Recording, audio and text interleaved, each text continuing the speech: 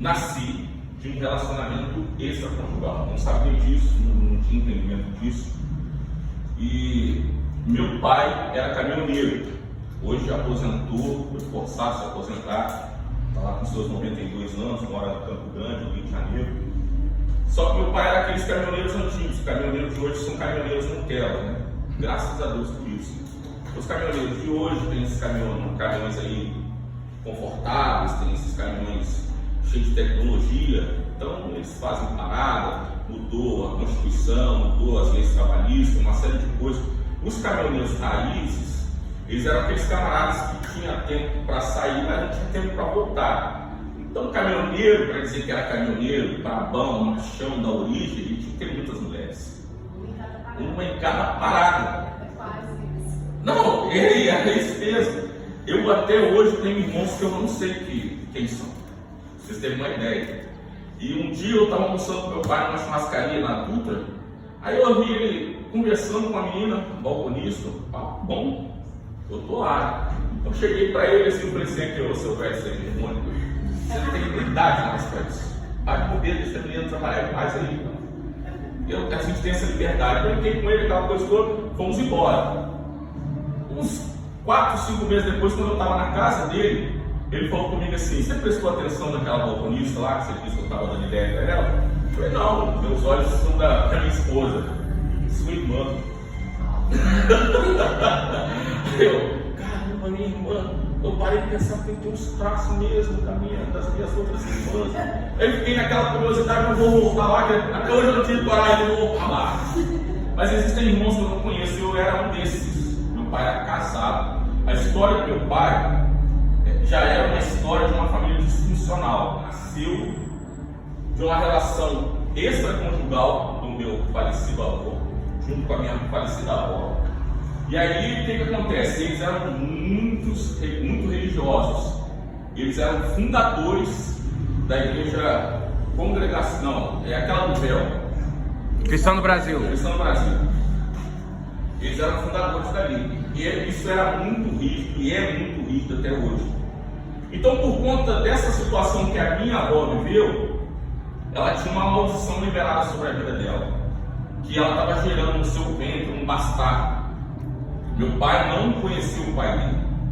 Então, minha avó se casou, arrumaram o casamento depois na igreja, aquela pessoa se casou. Porém, meu pai era fruto de uma bastardia, ele era bastardo, era fruto de uma infidelidade. Então meu pai, por conta da doutrina da igreja, meu pai era bastardo. E na concepção deles, o bastardo, aliás, buscando na Bíblia, não era nem na concepção deles, não. Buscando na Bíblia, o bastardo ele não era digno de nem entrar no templo. E o bastardo, ainda a Bíblia fala sobre esse bastardo, diz que ele não vai ocupar e nem vai prosperar na casa do Senhor. Tem isso na Bíblia. Ele não vai ocupar lugar e nem vai prosperar na casa do Senhor. Só como eu disse para vocês, o sangue do Cordeiro e aquilo que fala em 1 João capítulo 3, versículo 8, se cumpriu na minha vida e vai se cumprir na vida de cada um de nós. Porque está escrito assim, ó, que Satanás ele é o pai da mentira, ele é enganador e ele trapaceia desde o início. Mas para isso se manifestou o Filho do Homem, para aniquilar, para extirpar, para revogar com as obras do inferno. 1 João 3, 8. Comecei a falar tudo, você quer falar comigo? O que acontece? Meu pai teve esse monte de mulheres, esse monte de filhos. Foi uma revolta que deu dentro dele e ele continuou com isso. Foi vivendo a vida dele e eu fui gerado. Só que as coisas não foram fáceis para mim. Eu tive que começar a trabalhar com 5 para 6 anos de idade, eu vou engraxar, já falei essa parte para algumas pessoas, e fui viver a minha vida. Só que isso também havia acontecido com meu pai. Ele foi expulso de casa com 8 anos de idade, porque ele já não estava mais suportando aquilo. Ele falou: para Deus, isso não existe mesmo, então me tira daqui e que eu morra. E meu pai ficou rodando tudo a vida inteira. Teve um montão de filhos, um montão de família, e a gente vivendo com isso. Minha mãe se casou, teve a sua vida e teve outros filhos, e eu morava com a minha avó. E eu não era registrado. Minha avó falava assim: o seu pai vai te registrar, porque você não é bastardo. Minha avó sempre falava isso para mim. E a minha situação era para mim que eu sempre estava correndo atrás, estava tudo sempre errado para mim. Eu não podia estudar, eu não existia, eu não era um cidadão, porque eu não tinha certidão de nascimento, não era registrado, não tinha nenhum documento. Então as coisas pareciam que estavam sempre atrasadas para mim. Eu parecia que estava sempre correndo atrás das coisas. E um dia eu decidi ser muito novo. Eu, por incrível que pareça, apesar de ser barbudo e tal, aquela coisa toda, já está na melhor idade, eu estava com essa carinha de novinho. Eu vou fazer 4 décadas de casado, 40 anos de casado. Mas isso foi uma opção minha,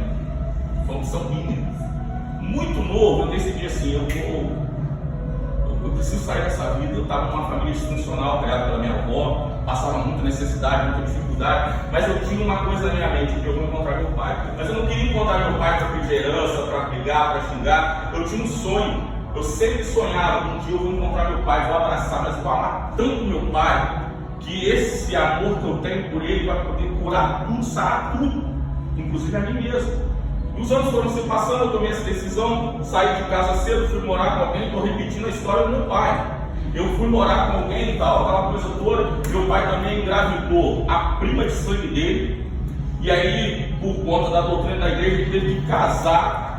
Só que não foi forçado, ela ficou com ele. Eles foram para a delegacia. Naquela época, ou você casava ou morria. O delegado falou para ele: ou você diz que você fez mal para ela, ou você vai preso e eu vou te matar. Ele falou: então você pode me prender e me matar, porque eu não forcei ela a fazer nada. E aí meu pai teve preso um período por conta disso. Quando saiu de lá, ele foi obrigado a casar, formou família com a prima dele, teve filhos com a família, com a prima dele. E ele fez um juramento para ele que nunca mais ele voltaria no presídio, nunca mais ele seria preso. Ele teve em São Paulo, no Carandiru. E aquela tragédia que teve lá com aquele médico, o doutor Drauzio Varela, conta a história. Meu pai estava nesse período lá. Então ele disse que essa situação era uma situação que eu não gosto de mentira, eu vou preso, mas eu não vou ver julgado a vida inteira. Então meu pai passa por isso.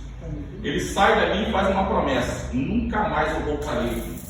Só que os pecados não confessados, as transgressões, as iniquidades, anos depois, eu tive um irmão que, por alguma coisa que eu ainda não sei, foi preso no mesmo lugar dele.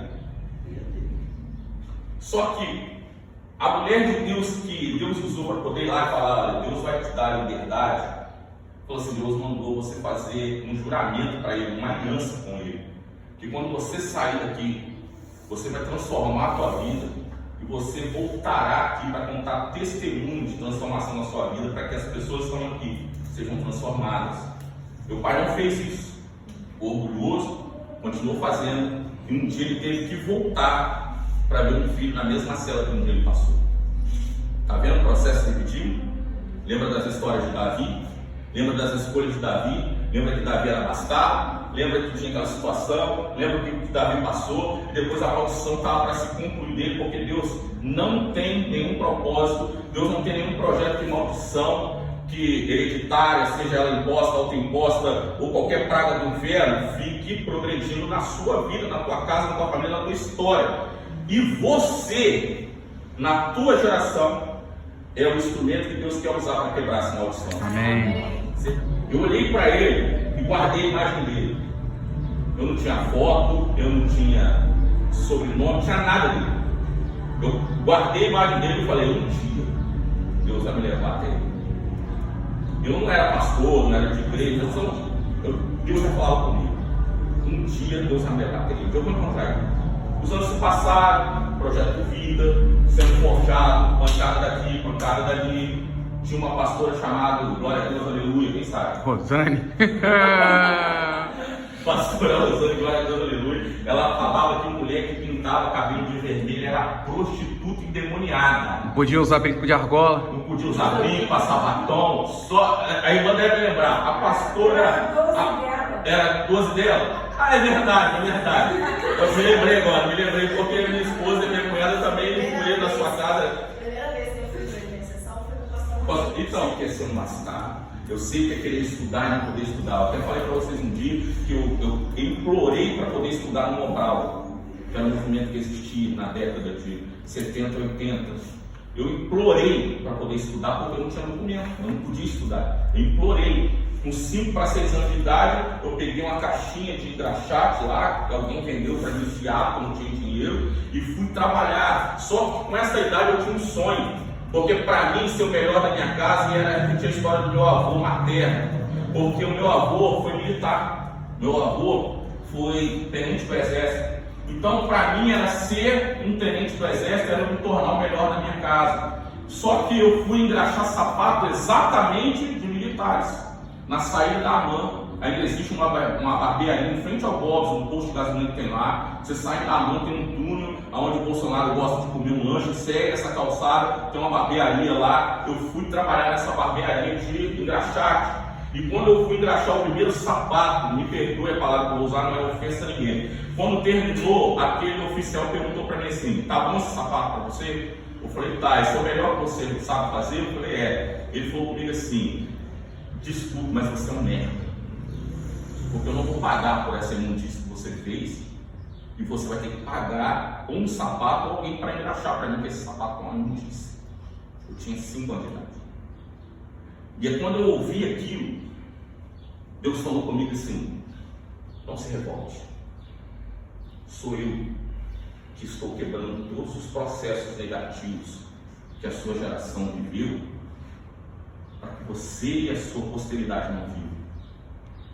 Eu passei por aquilo, 5 anos de idade, eu engoli o choro, tinha que pagar a caixinha do engraxate e tive que chamar um engraxate que estava na barbearia do lado para engraxar o sapato daquele oficial, e ainda fiquei devendo.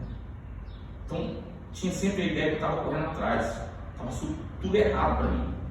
Só que eu fiz essa promessa: eu estou importando a história. Se eu tiver uma filha, eu não vou fazer a mesma coisa. Minha filha não vai ter que, com 5 anos de idade, pegar uma vassoura, fazer uma faxina, e a dona da casa falar com ela: você é uma merda, você é uma imundícia. Porque eu sabia que era aquilo. Só que eu casei cedo, nos anos que passaram, veio uma filha no pacote, que a minha esposa já tinha uma filha. Com 2 anos de idade, Deus estava me ensinando a ser pai. Anos se passaram, minha esposa grávida, improvável. Nasce a Tainara, que a Miriam e a Fran conhecem. Tainara nasce, xodó do papai, fechamento, somos até hoje. A gente tem uma Cumplicidade que assusta, uma empatia, algo que a gente nem sabe nem explicar. E aí, minha filha nasce, chega com 3 anos de idade, o negão era magrinho, tipo o pastor Rodrigo antes de casar. Então, eu falo pra ele assim que... eu falo pra ele... Batou slim, né? Ele vinha com umas histórias aí e tal, aquela coisa toda, só que a calça dele era aqui, ó. Olha pra calça dele, eu dou liberdade pra vocês olharem pra calça dele. Ele prendia aqui assim, ó. Só que a calça dele tá hoje embaixo da barriga. Abaixo do umbigo, Tá lá no umbigo, não tá mais aqui, entendeu? Então, eu era assim, né? Aí você se acha bonitão, aquela coisa toda, trabalhava fora, empresa boa, aí você se sente bambambam. Aí eu tô trabalhando fora, vindo em casa no final de semana, participava da Projeto Vida, dos cultos, maravilha, marco da festa e tal, aquela história, aquela conversinha. Segunda-feira, pegava o ônibus, ia embora, ficava 15, 20 dias, vinha aqui de vez em quando, festa das marcas e tal. Ele está crente, está show de bola, está uma maravilha, está ótimo, sinistro, ofertante, ganhava bem, fazia muito hora extra, trabalhava Natal, Ano Novo, Carnaval, feriado, show de bola. Nunca trabalhei em Volta Redonda, um detalhe, nunca trabalhei em Volta Redonda, sempre fora. Aí, nesse processo, um belo dia, minha esposa, mulher guerreira, trabalhadora, honesta, idônea, eu não conheço alguém melhor índole, de melhor caráter que a minha esposa, mulher de Deus. Minha esposa ali trabalhando e tal, não concordava muito com algumas coisas, tal. Um belo dia, as coisas começaram a aparecer para mim do jeito que você imagina. Porque Satanás ele não vai te trazer chifre, rabo e tridente para te catucar. Ele começa a trazer as coisas do jeito que você quer. Ele começa a inflar o seu ego. Aí, daqui a pouco, no final de ano, recebi da empresa um prêmio e tal, ao invés de honrar a minha esposa, eu vou para Santos, no passeio final de ano, passo no final de semana lá, e tal, inauguração da Orla Santista, e show, e pagode, não sei o que, negão tá lá, no Carioca, andando em São Paulo, Baixada Santista.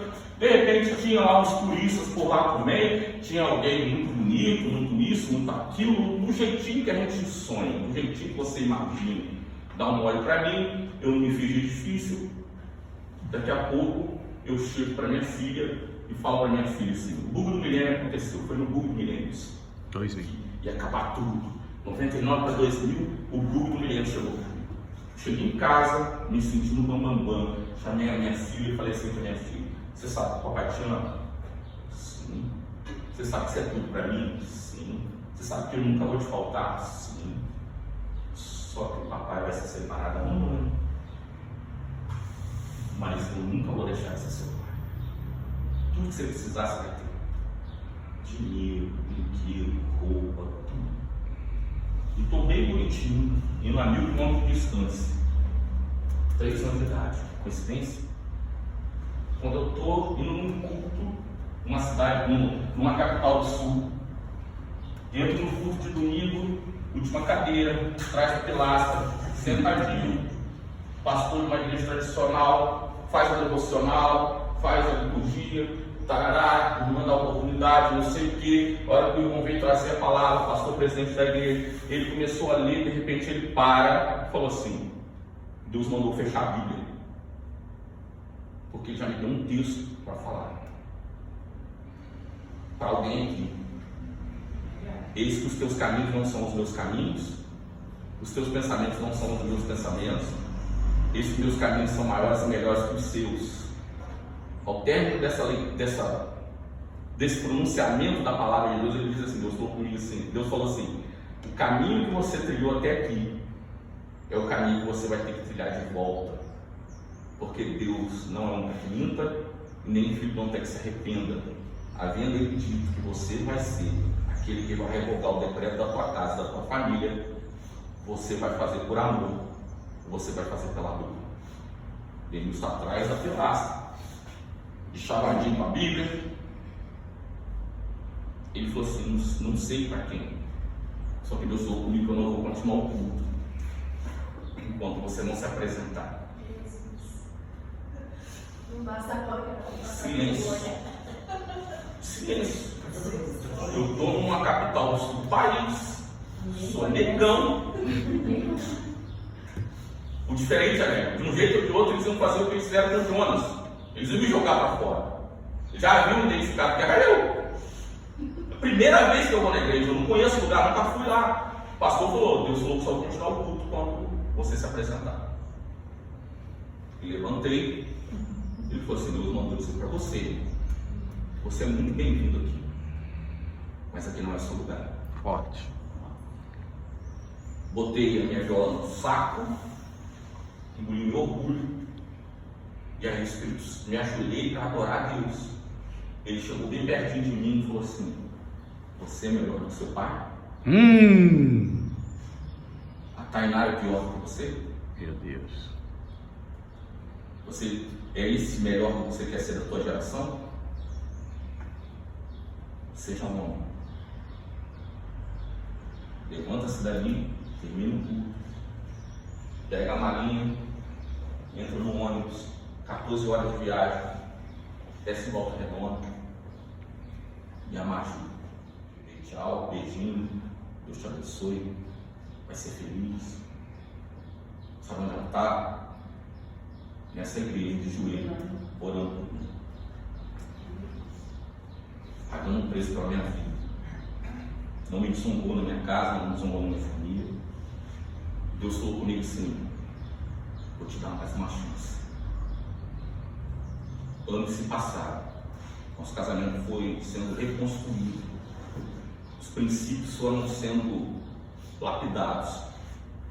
E aí Deus falou comigo: agora eu vou começar a te usar. Comecei a trabalhar no encontro com Deus, servir no encontro com Deus, lavar o banheiro no encontro com Deus, servir a todos os pastores que saíam, entrar, ser ordenado. um belo peneiro, último hotel, entope tudo. Eu estou na cozinha trabalhando de ajudante junto com o Márcio, desempregado há 2 anos. Deus falou: isso aqui é emprego. Jogou a vida do Joelson na época, falou: você quer emprego? Vem trabalhar. Fui trabalhar no encontro. Não tinha dinheiro para pagar aluguel, mas não quis fazer. Estou lá, trabalhando junto com o Márcio, entupi os banheiros. Ninguém queria ir lá. Deus falou: pensando para mim que queria ser usado por mim, saio da cozinha, desço, vou lá no banheiro, tolo, peguei uma sacolinha plástica, colei na mão, o esgoto já estava aqui no joelho, ainda passando sacolinha plástica. Me ajoelhei, tirei a tampinha do ralo, enfiei a mãozinha lá, enroladinha com a bolsa plástica, desentupiu tudo, aquele troço, velho, pressão, cuspiu na minha cara. Quando desceu, estou juntando lixo para sair de lá, está entrando um profeta. Deus falou com esse profeta: está vendo isso aí? Deu um recadinho para ele. Ele voltou, virou para mim e falou assim: ó, Deus mandou dizer que hoje eu te vejo carregando lixo, mas amanhã eu vou continuar te vendo carregando lixo, porque Deus vai te usar em lugares onde você nem imagina. Um dia nós estaremos juntos no mesmo ministério, Pastor Rodrigo Matias. Deus queria que eu fosse aquele que ia tirar os lixos da minha parentela, da minha família. Continuei servindo a Deus, pedi perdão para minha esposa, pedi perdão para minha filha. A minha outra filha do coração já pagava um preço de oração pela minha vida. Deus veio trabalhando. Chego no encontro com Deus, fiz um pedido para Deus: eu preciso encontrar meu pai.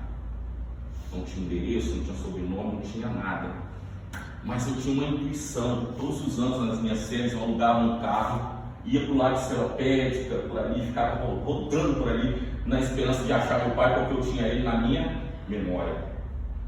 Só que no encontro com Deus eu fiz um pedido: Senhor, eu preciso encontrar meu pai. Eu preciso encontrar meu pai, nem que seja o corpo dele no cemitério, mas eu preciso encontrar meu pai. Aí chego um dia em Seropédica, encontro um barbeiro antigo, daquelas cadeiras. Hoje o barbeiro é moderno, mas é aquelas cadeiras antigonas, vermelhas, que agora é moda, aquele barbeiro já centenário. Chego e ele falou: conheço teu pai, você parece com ele, só que seu pai se mudou daqui, ele mora em algum lugar no Rio de Janeiro, eu não sei aonde, mas quando ele passar aqui, eu vou falar com ele sobre você. O que você quer para o seu pai? Eu falei assim: diga para ele que eu não quero herança, não quero julgá-lo, não quero condená-lo, eu preciso abraçá-lo para ser curado com o abraço dele. Volto uma semana depois, o barbeiro morreu no outro dia, não encontrou meu pai. Só que Deus falou comigo assim: não desista, persevera, eu estou tratando é você. Fui forjado, trabalhando, continuei vivendo, continuando na minha casa, na minha família. Um belo dia, eu trabalhando na usina nuclear, toco o telefone da minha sala, minha tia Miriam: cara, veio um tio seu aqui e falou que seu pai falava muito que tinha um sobrinho aqui e ele queria conhecer esse sobrinho. Só que a minha mãe foi embora, casou, foi morar do outro lado da ponte, lá onde o Rodrigo tem um braço da plateia, lá em São Gonçalo. Minha mãe morou lá, casou, formou família lá. Eu via minha mãe esporadicamente. Só que quando a minha mãe ficou doente, eu tinha um texto que eu aprendi. Fui ministrado por esse texto: honra teu pai e tua mãe, para que tudo te vá bem e se prolongue os teus dias na terra. Eu decidi viver esse versículo. Fui buscar minha mãe lá em Niterói, trouxe a minha mãe para casa, vi a nudez da minha mãe, cuidei da minha mãe, saí do emprego para cuidar da minha mãe. Quando eu sabia que a minha mãe ia morrer, eu vim na igreja, Projeto Vida, tenda, não vou falar nome de pastor. Às 7 da manhã, fiquei esperando, porque eu queria que esse pastor fosse até a minha casa orar para a mãe. 8, 9, 10, 20, 1 hora, 2 horas, 17, 18, 19, 20, 21 horas. Terminou aí a célula e tal, o evento. Aí ele chegou para mim e falou assim: onde está seu carro? Eu não tinha carro. Ele, puxa, se você tivesse falado, como é que a gente vai lá agora na sua casa? Vou te dar um detalhe: eu morava em frente ao gelo, depois do gelo que tem, a fábrica de gelo que tem no Retiro. E ele morava 2 ruas depois da minha. Se nós saíssemos daqui e fosse andando, 10 minutos nós saímos lá. Ele ligou para um discípulo lá do Vila Rica, para esse discípulo sair da casa dele e vir aqui nos buscar para ir até a minha casa. Esse discípulo chegou aqui às 23 horas. Esperei. Ele chegou, entrou na minha casa, chegou no quarto onde minha mãe estava. Não tem jeito. Foi embora. Eu olhei para ele. Minha esposa olhou para mim. Eu sou comigo assim. Eu estou preparando você. É isso aí. Hoje, quando vocês me veem dando atenção para Rafael. É isso aí. Hoje, quando vocês me veem indo lá na casa da Lourdinha. Isso. Hoje, quando vocês me veem reconhecendo publicamente que tem uma mensagem que o Léo mandou que eu não respondi. Hoje, quando vocês ouviram o pastor Gil, que um dia, quando eu fui ministrar na igreja, que bateram um palmo e um camarada que trabalhava na mídia falou assim: quem é esse cara? Ele é um artista, conhecido de lugar nenhum. O pastor Gil falou assim: tá vendo esse pessoal que tem pé? Você já passou fome? Já perdeu pai? Já perdeu mãe? Já ficou desgraçado? Não, esses já ficaram. E quando eles ficaram, quem estava lá com eles, é esse artista que está subindo. Porque Deus estava me preparando para eu ser aquilo que eu queria ter. Minha mãe morreu, teve minha mãe. Antes dela morrer, ela falou comigo assim: continua nessa tua fé, continua na sua índole, porque o seu Deus nunca vai te faltar. Forte. Você vai encontrar o seu pai, não vai demorar muito. Minha mãe nunca me falou sobre meu pai. Minha mãe morreu, enterraram minha mãe. 3 meses depois, minha tia me liga falando isso. Só que essa novela me disse: seu pai não tem irmão, homem. Então não poderia ter tio. Minha tia me passa a informação: seu tio te procurou. Imediatamente eu conectei, meu pai. Me passa o número do telefone. Passou o número do telefone. Pega o livro. Esse telefone não existe. Parece que é tudo difícil para mim, né? Esse número não existe. Chamei o pessoal da telefonia da empresa, passei o número, pesquisa. Eu preciso falar com esse número, desesperado. Procurei meu pai 40 anos da minha vida. Eu preciso encontrar meu pai. Por fim, minhas amigas chegaram para mim e falaram: Denilson, esse número não existe. Dentro de uma sala, sozinho, no Espírito Santo, na hora do almoço, eu fechei a porta. Falei: Deus, o que o senhor quer comigo? O senhor é um brincalhão? O senhor está querendo mexer com a minha emoção, com meus sentimentos? O que eu fiz, senhor? Eu sou tão desgraçado assim, aproxime mais. Se aproximar mais e se prostrar, se esvaziar. Você está muito soberbo. Eu abaixei minha cabeça. Uma vozinha falou comigo assim: inverte o número tal pelo número tal. Tan, tan, tan, tan, tan, tan. Alô, tudo bom? Gostaria de falar com o seu João? Tem seu João nenhum aqui não. Eu sei. Eu não sou seu sobrinho também não. Está falando seu filho. Aqui é o Jair que está falando. Eu falei: eu sei. Queria falar com o senhor mesmo. Porque o senhor não pode ser meu tio. Então eu não sou teu sobrinho, eu sou teu filho. Onde o senhor está? Por que você quer saber onde o senhor está? Estou na Dutra, no quilômetro tal. Não saia daí. Não tinha carro, desliguei o telefone, chamei o primo, ele me colocou no carro dele. Falei: acelera, acelera, acelera. Pegamos o Rio Santos, subimos a serra, entramos na Dutra. Quando a gente chegou na Dutra, 1 quilômetro, ele disse, tinha uma média de 70 caminhoneiros parados assim, conversando. Dentro do carro, eu falei para ele: tá vendo aquele camarada lá na roupa tal? É meu pai. Você é louco, meu pai. Parou o carro, 70 e poucos caminhoneiros conversando, me aproximei, pedi licença. Aí eles, com o olho arregalado assim: o que foi? Eu preciso falar com meu pai. Ele me agarrou. Me perdoa, meu filho. Falei: não, meu pai. Eu que preciso do seu perdão, não ter te achado antes. Sangue chegou, me perdoe, me emocionado, é mais forte. O sangue do cordeiro quebrou. Eu não tinha nenhum sentimento ruim com meu pai. O pastor Rodrigo conheceu meu pai. Ganhei uma outra família. Meus irmãos todos se separaram. Meus irmãos todos tiveram filhos fora do casamento. Meus irmãos foram criados, sustentados por ele. Eu passei fome. Passei. Mas eu não culpava com meu pai. Queria abraçar meu pai e dizer para ele quanto eu amava. Meus irmãos perguntam para mim: cara, como que você ama quem te abandonou? Meu pai ficou sozinho hoje.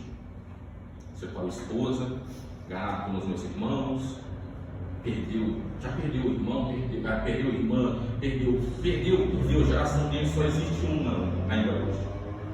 Está com 92 anos, a esposa foi embora, e a última vez que eu estive na casa do meu pai, junto com a minha esposa, meu pai abriu o quarto dele, virou para mim e falou assim: existe perdão para mim? Prova para mim que existe perdão. Deus falou para ele assim, fala para ele: você está aqui. Eu falei para ele: estou aqui. Isso. Você acha que não tem perdão? Ele se ajoelhou e falou: obrigado, Senhor. Porque mesmo sendo o mais miserável da terra, o Senhor me deu um filho pastor. Meu pai não me viu casar, meu pai não me viu batizar, meu pai não me viu trabalhar, meu pai não me viu nada. Inclusive, meu pai nunca me viu. Mas Deus é tão bom, tão misericordioso, que o maior dia da minha vida, dia 15 de novembro de 2013, um bastardo que não podia entrar no templo, estava dentro dessa igreja, vendo o óleo descer sobre a cabeça do filho dele. Aquele óleo desceu sobre a minha cabeça, revogou todo o decreto de malignidade contra a minha casa, contra a minha família, contra os meus irmãos. Essa é a remissão, que não dependia de mim, dependia daquele que prometeu que ia remir. Aleluia! Glória!